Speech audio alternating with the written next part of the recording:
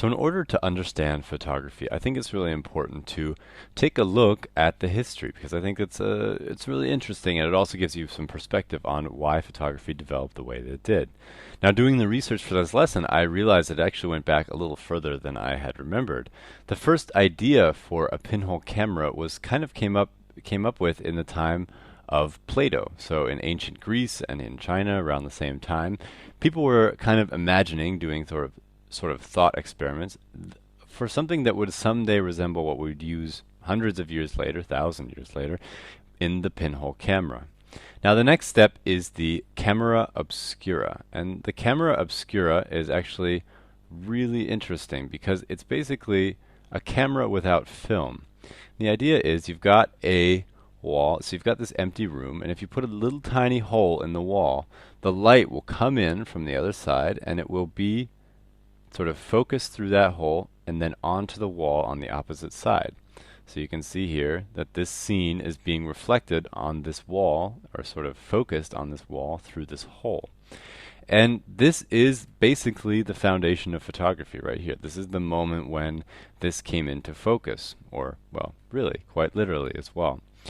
The only thing that was really missing was the chemicals for this, and these were discovered somewhere between the year 1200 and 1600. The different scientists at different times realized that there was this sort of group of chemicals that were related to silver, and one was silver nitrate. And this turned out in the end to be photosensitive. And this whole discovery of it being photosensitive was first sort of formulated and organized by a guy named Wilhelm Homburg in 1694. And this is when he realized that there was a, as he put it, a photochemical effect.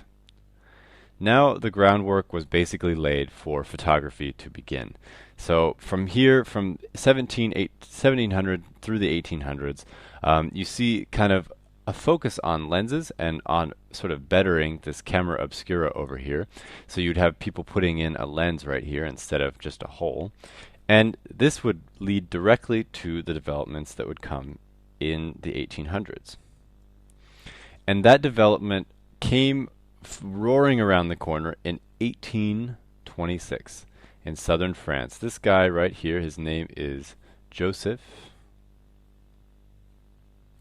and his last name is Niepce. Oh, and I'm spelling it wrong.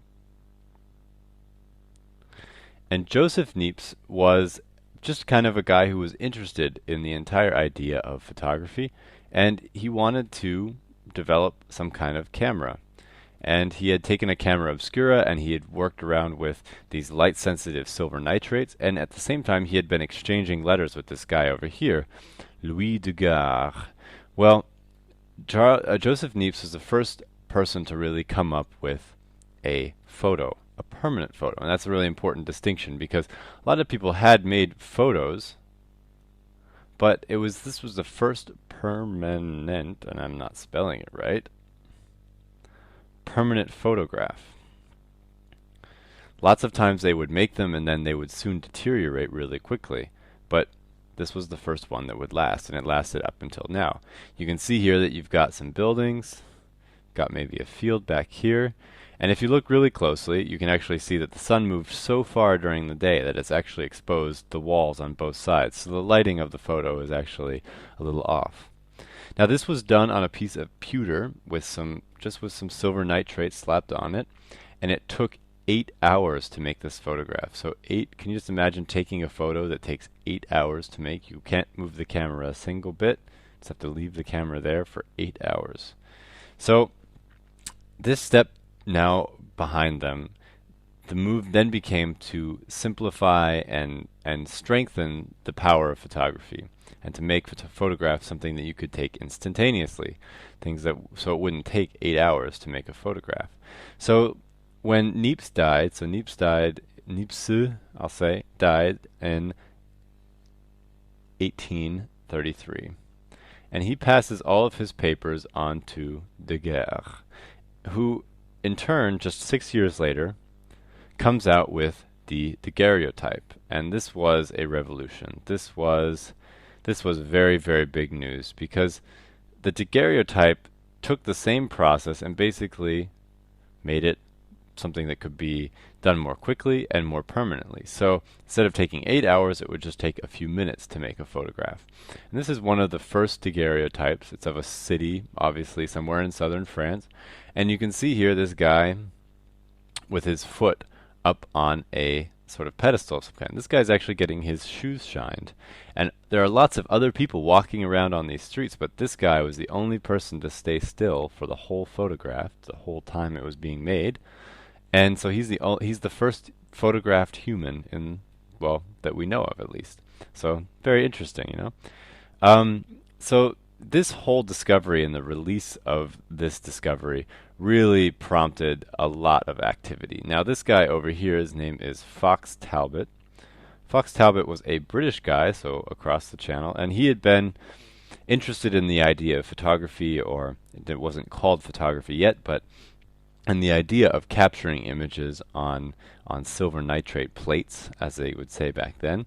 And he and this astronomer, whose name was John Herschel, worked together on lots of different things. And in 1839, sort of through their collaboration, John Herschel came out with the glass negative.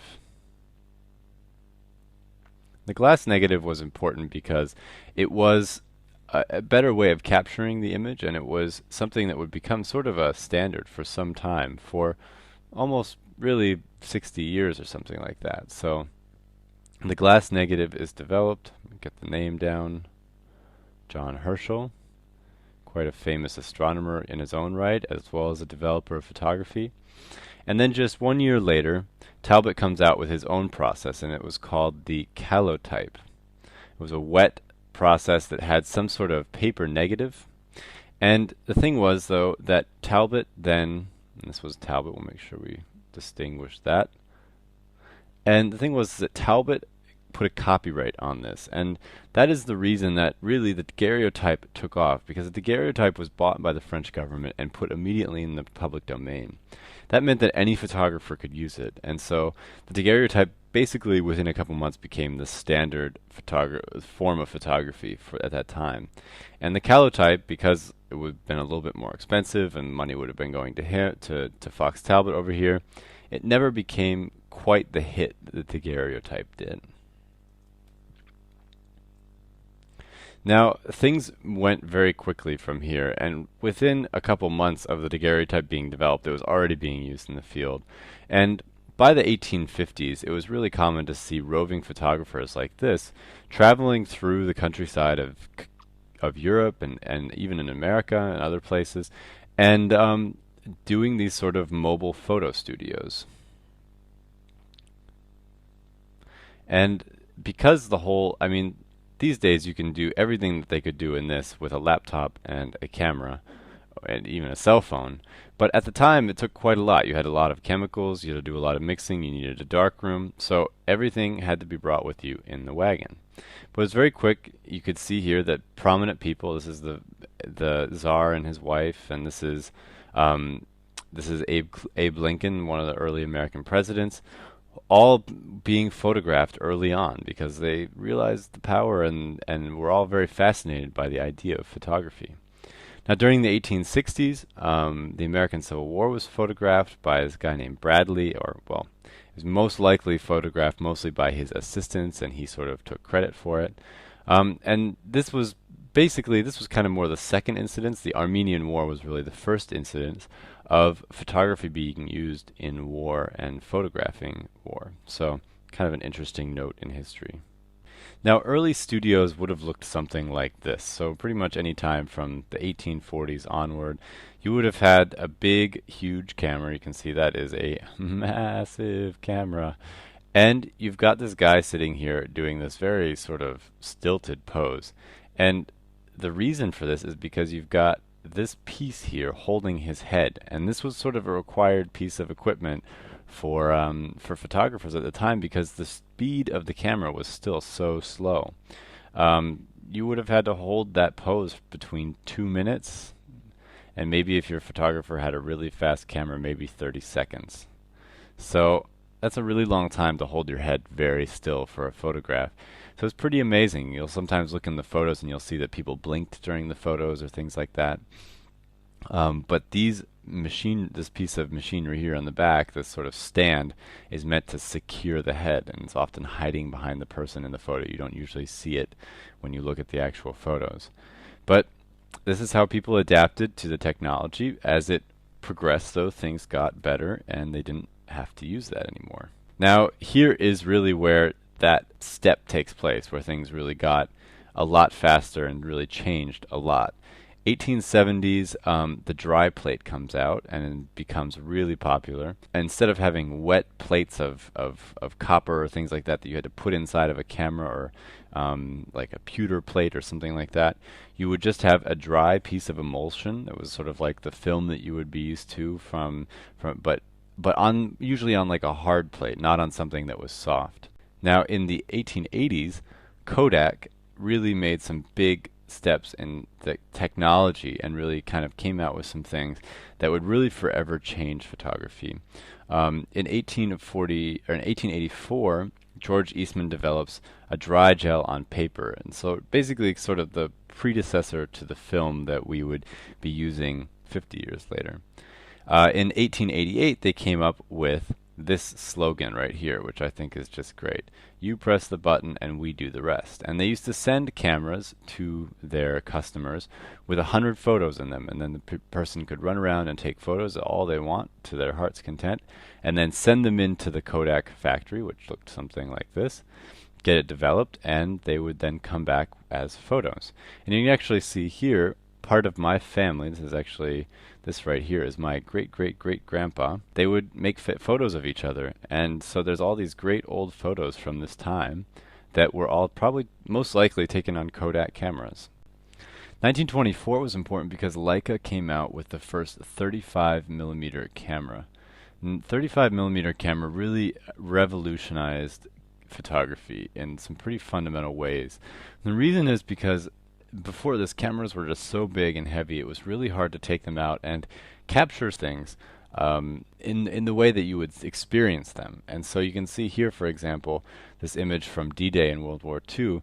This is sort of the style of photography that the 35 millimeter allowed for. People could bring a camera with them and shoot something running along with the action, and the camera was so light and small that you didn't have to even have a tripod, and it was fast enough that you could really take a lot of new innovative photos.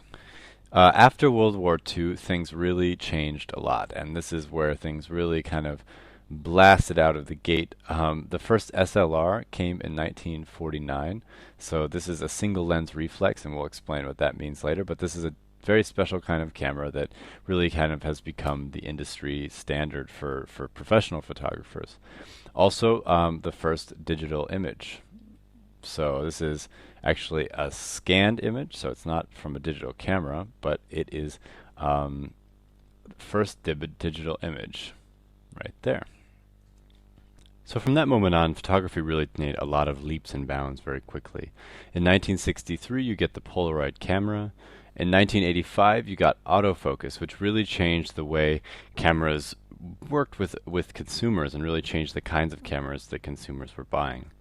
From there, you then moved into the 90s, and it was definitely the beginning of the digital age. You can see this NASA experiment up here.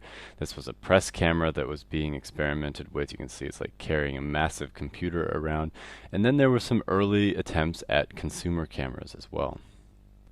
And that brings us to now. That brings us to the almost now. In 2004, Kodak stopped making film cameras, so they started switching over to digital cameras like this one right here.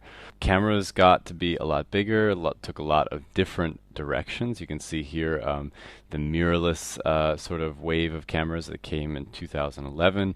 And the DSLRs also got very big, very expensive, and started making video. So that is sort of the story of photography. You can check out more videos for this course and check out other courses at allversity.org.